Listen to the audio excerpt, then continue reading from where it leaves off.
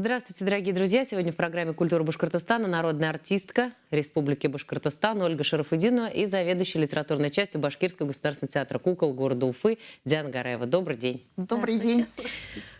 Приближается новый сезон, приближается потрясающая дата, замечательное событие, которое нас собирает вместе. И я этому очень рада видеть вас у нас в гостях. И, наверное, все-таки хотелось бы пошире, потому что скоро распахнет свои двери юбилейный 90-й сезон нашего театра кукол. Каким он будет, какие сюрпризы готовятся? Прямо сейчас у нас идет репетиция спектакля «Приключения доктора Айболита и его друзей» в постановке Ольги Юрьевны. Вот. Этот спектакль мы начали репетировать еще до закрытия прошлого сезона. Перед уходом в отпуск мы провели его техническую сдачу.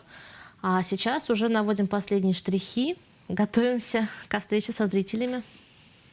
Какой состав, Ольга Юрьевна? Много ли актеров задействовано? И будет ли автором инсценировки является Диана? Вы режиссер, будет ли отклонения какие-то, да, от оригинального произведения? Что-то, может, какие-то новые персонажи появились у вас? Ну, у нас получилось по произведению стихов Чуковского, и мы туда включили какие-то вот фрагменты из прозы, такой микс. Конкретно не вот там... Именно хотелось, чтобы вот эту музыкальность стиха Чуковского, вот на основе этого мы с Дианой когда работали, и такую историю создали из нескольких произведений. Тут и Бармалей, значит, и доктор Айболит, и какие-то, и телефон у нас там вкрапления. И вот придумали вот такую инсценировку, куда включаются там и какие-то, значит, где мы не можем постоянно стихами говорить. Чуковский же не писал пьесу в своих стихах, да, но там интересно вот эти сюжетные линии, и мы вот это все вместе как-то пытаемся соединиться. Но скажу, что изменения на сегодняшний день уже постоянно происходит, такой живой материал, который движется, и хочется, а давай вот так, а давай вот так. И все это вот у нас еще трансформируется. И еще так Диана говорит, ну уже, наверное, и все, но вдруг возникает какая-то идея во время репетиций, и мы легко можем изменить вот эту интригу, версию, и вот у Чуковского, ну просто здорово. Все это можно менять, дополнять в его вот в этом материале богатейшем. И вот, мне кажется, детям будет радость посмотреть вот наш вариант доктора Айболита именно и его друзей. Сколько по продолжительности спектакль длится и целевая аудитория? Совсем малыши? И совсем малыши, да, и да, это будет... и дети постарше да, могут и взрослым посмотреть. будет У нас интересно. изюминка спектакля в том, что он выдержан в стиле лирической клоунады. Это была идея тоже Ольги Юрьевны. Вот. Но, как она уже сказала, текст тоже дорабатывается постоянно, постоянно вносятся какие-то новые стихотворения. Это очень интересно, но мы хотели сохранить в пьесе, чтобы звучал оригинальный текст Чуковского по максимуму, чтобы это было. Вот. Что касается музыкального оформления спектакля? Ой, музыкальное у нас оформление шикарное. У нас вот пишет Эдик Исламов музыку. Вот. И у нас хореограф опять уже наш такой постоянный Рустам Имамов. И тут и балет, тут и такая музыка интересная, и клоуны, все яркое, зрелищное, куклы великолепные. Наталья Харисовна Бирюкова у нас делает. Артисты, которые, значит, тут большой упор на пластику, вот эта клоунада такая театральная. Ну, мы захотели вот всего-всего-всего, чтобы было зрелищно, ярко, взрывное такое, нескучное. И Чуковский всему этому задает вот как раз в своих стихах нам направление. Ольга Юрьевна, понятно, что сейчас вы вот в этом процессе, все кипит, бурлит, но за вот этот огромный творческий багаж, вы и актриса, и режиссер-постановщик, были потрясающие спектакли, и будут еще обязательно. Вот самое трепетное для вас постановка и воспоминания, может быть, первая ваша режиссерская работа? Первая моя режиссерская работа совместная была с моей однокурсницей, нашей актрисой Олей Дудка. Это «Аленький цветочек». Вот это такое было... Вот, когда вот мы попытались создать вот этот, опять же, с нашим художником, той же Натальей Харисовной. И вот это, да, проба такая. Ну, я хочу сказать, что каждому актеру свойственно быть сорежиссером. Артист, он обычно не может быть просто вот артистом, которому сказали: иди направо, иди налево. Он же уже режиссирует свою роль. Ну, тем более, наверное, кукольники, вы же режиссеры своего и уже вот это заложено в нашем актерском таком вот понимании профессии.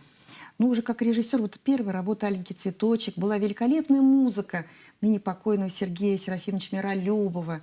Вот эта сама сказка. И мы надеемся, что мы ее возобновим. Ну, может быть, в другом варианте, но обязательно Аксаков, я думаю, должен тоже у нас быть в репертуаре.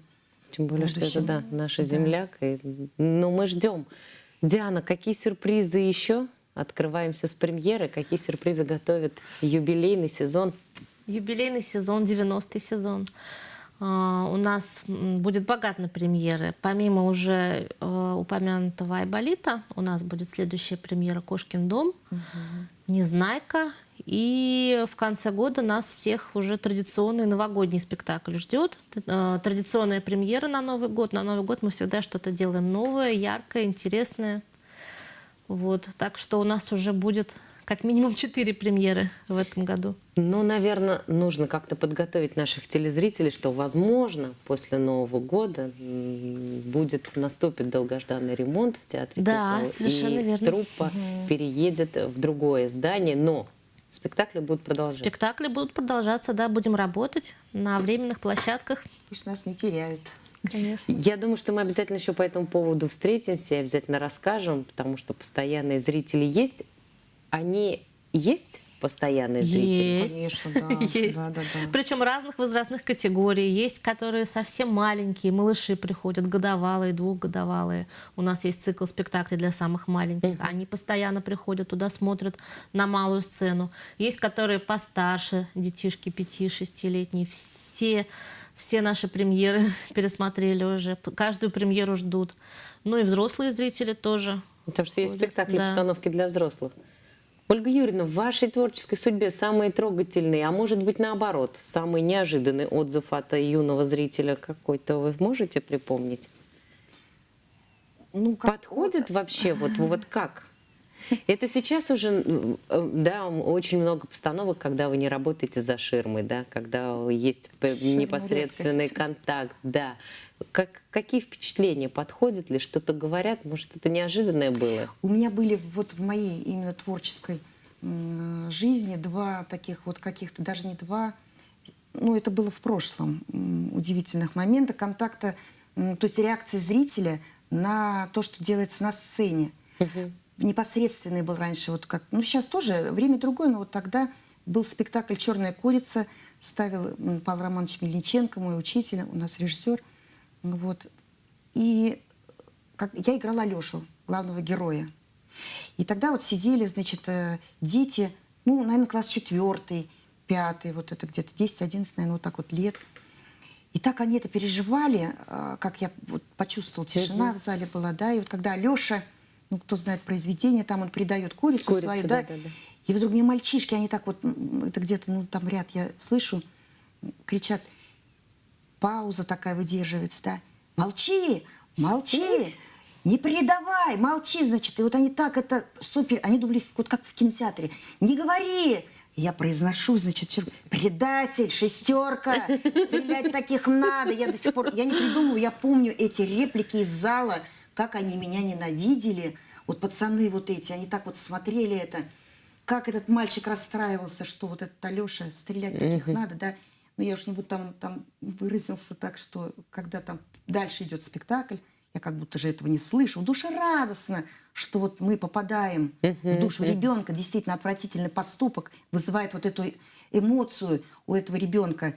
И когда я говорю «Чернушка, Чернушка», и вот этот мальчик опять из зала «Чернушка, Чернушка», ну, он там сказал такое слово, я его заменю, «Потерял ты свою чернушку». Что, мол, ты теперь? И вот он так сопереживал. А другой удивительный случай был спектакль «Эгли, королева ужей». Ставил тоже Павел Романович Мельниченко. Прекрасная легенда прибалтийская о Эгле, которая вот о любви. И в конце трагедии она теряет мужа по предательству. Такие вот темы были затронуты. И она превращает своих детей в деревья. Это такая история, как произошли деревья. Сосна, ты вот сам, ты осина, девочка, которая предала отца, она осина становится и никогда не будут видеть гнезд на твоем дереве и так далее, так далее. Вот это все подходит, финал, музыка прекрасная, Березовского, органная такая. Ну, все располагает к слезам, действительно все это. И вдруг мы выходим на поклон, вот торжественно, Эгли, остающаяся одна. И вдруг из зала выбегает девочка на сцену, вот, и дарит мне в руки. Пластмассовая такая игрушка была, знаете, такая вот, просто какая-то игрушка. И дает мне в утешение. Возьмите, она мне сует эту игрушку в слезах и убегает со сцены. Вот это было потрясение. Вот это правда, до сих пор вспоминаю. Вот эту девочку, ее глаза, она меня утешила, что я потеряла все. И вот то, что у нее было в руках, случайно, видимо, как-то... Вот, То, что было с собой, она да. мне вынесла это, да. Вот такая была, вот такие были моменты в моей жизни удивительные, сопричастности со зрительным залом. Ну и когда, конечно, сейчас происходит уже там коза дереза у нас идет, и когда там зритель его спрашивает, значит, там коза-то это делал, нет, она такая, сякая, тоже это живая реакция, это дорогого стоит, конечно. Но контакт есть в любом случае. Дети Да, ведь, вот это наверное, чувствуем. чувствуется. Каким будет самое важное событие, главное событие этого сезона непосредственно для вас? В театре? Да. Ну, Помимо того, что состоится премьера спектакля, какие ожидания у вас, какие желания, Ну, какие мечты? ну, у меня будет, наверное, с начала вот сентября уже моя долгожданная встреча с моими студентами, второкурсниками. Я уже жду, когда их увижу. Мы уже будем думать, что, значит, ну, уже думаем, какая программа с Альбертом Альфредовичем, художественным руководителем курса. Вот, я с детками хочу уже быстренько встретиться, дальше с ними продолжать заниматься. Ну, я надеюсь, что у меня будут какие-то роли в других спектаклях, пока мы не знаем распределение. Я с нетерпением всегда жду, что же я буду играть еще. Вот у меня нет такого, что все, я устала, мне уже не интересно, мне все интересно. Все интересно. Если предлагают что-то, какая-то роль, я с удовольствием жду и дают. А у меня еще такое произошло событие тоже удивительное. И я надеюсь, что вот в новом сезоне я тоже встречусь со своими новыми и старыми друзьями. Меня в этом году пригласил такой проект актер русской драмы Руслан Конторичук, может, знаете, да, его, в спектакль «Земля Эльзы». И мы вот с ребятами из русской драмы, из ТЮЗа, меня вот туда пригласили, сделали этот спектакль, с удовольствием я его играла с разрешения нашего руководства на сцене Дома актера. И так как Руслан сказал, что еще планируется один проект, и как бы мы все там уже будем заняты, я вот надеюсь, может, он меня тоже возьмет. Я желаю только творческого полета непрекращающегося, потому что это видно по вашим глазам, вот эта искра в глазах. И это прекрасно, наверное, самое большое счастье для актера, когда он готов и рад исполнить любую роль и ждет этого с нетерпением. Это большое счастье. Низкий поклон вам за ваш труд, потому что самое доброе и теплое дарите именно вы, коллеги из театра «Кукол», нашим самым юным зрителям. Спасибо большое. Всего доброго. Спасибо.